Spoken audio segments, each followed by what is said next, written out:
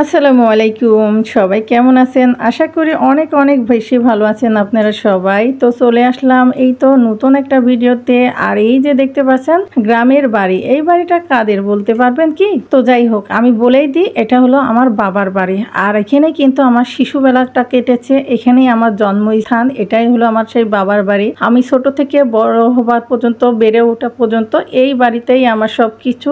আর এই যে বাবার বাড়ির ছাদের সিঁড়ি, তো সিঁড়ি থেকে ছাদে থেকে আপনাদের চারপাশে ভিউটা শেয়ার করব।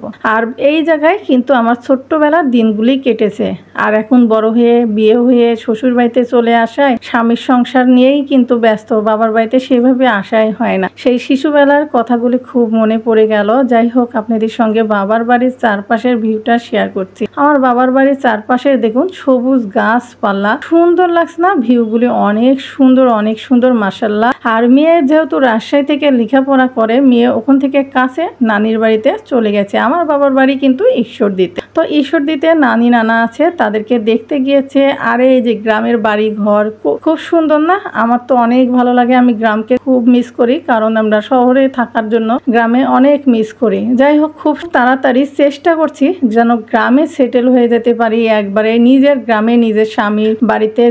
এখন ভাড়া বাড়িতে থাকি, যাই হোক ভালো লাগে না, তারপরও গ্রাম কিন্তু খুব সুন্দর, তাই না? গ্রামের প্রকৃতি, আলো বাতাস সব কিন্তু সুন্দর। তো দেখুন এই যে সকালবেলার ভিউটা অনেক সুন্দর লাগছে। আর মেয়ে ভিডিওটা করে নিয়েছিল, বলছে মা তোমার বাবার বাড়ির ভিউটা তুমি সবার সঙ্গে, তোমার ভিউয়ার্স বন্ধুদের সঙ্গে শেয়ার করতে পারো। এই তো আপনাদের সঙ্গে শেয়ার করলাম। আর এই যে শিশুবেলার দিনগুলি, আর এই যে আমার পিচ্ছি একটা ভাতিজাটা সে দুষ্টামি করতেছে।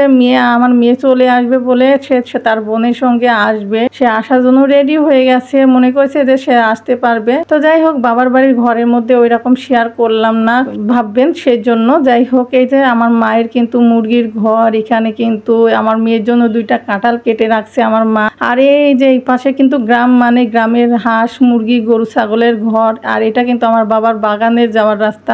আর এইটা হলো আমার ছোট ভাইয়ের গরু রাখার জায়গা। যাই হোক এখন গরু নাই, পরবর্তীতে হয়তো গরু কিনবে, আবার তখন গরু থাকবে, আপাতত এখন খড়ি থাকে। আর এই দিকে কিন্তু আমার বাবা বাগান আছে। আর আমার বাবার বাড়িটা কিন্তু বিশাল বড় জায়গার উপরে। এই যে চারপাশে গাছগাছালি দেখছে, বাড়ি থেকে রাস্তার ওই সাইড থেকে বাড়ির পিছন সাইডটা, এইটা কিন্তু অনেক বড় একটা জায়গা। এই যে দেখুন আমার বাবা কত গাছগাছালি লাগায় রাখছে।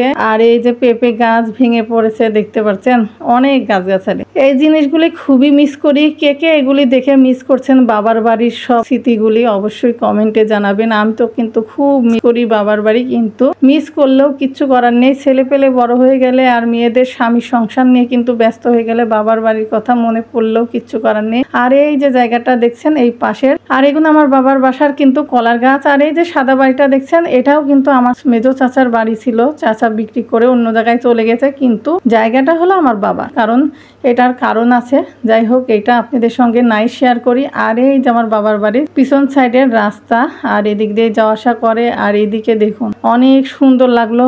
আর এই তো গ্রামের ভিউগুলি আপনাদের কেমন লেগেছে অবশ্যই কমেন্টে জানাবেন। আর এই যে মাটির চুলা, এই চুলাতেই কিন্তু আমার মা রান্না করে, মায়ের হাতের রান্না কি যে মজা। আর এই যে মা মেয়ের জন্য পেঁপে ভাজি করতেছে, মেয়ে বলছে নানি তোমার হাতের পেঁপে ভাজি খেতে মন চেয়েছে, তুমি পেঁপে ভাজি করে দিও। আর এই তো, আর এটা কলের পাড়, গ্রামের কলের পাড় গুলি দেখতে পাচ্ছেন। যাই হোক এই তো গ্রামের সব কিছু আপনাদেরকে দেখালাম, কেমন লেগেছে অবশ্যই কমেন্টে জানাবেন। আর গ্রামের ভিউগুলি যদি ভালো লেগে থাকে অবশ্যই গ্রামে যারা যান নাই তারা অবশ্যই গ্রামে ভিজিট করে আসতে পারেন, খুবই ভালো লাগবে। আর নানির হাতের রান্না বাড়ি খেয়ে মেয়ে সেই চলে আসতেছিল।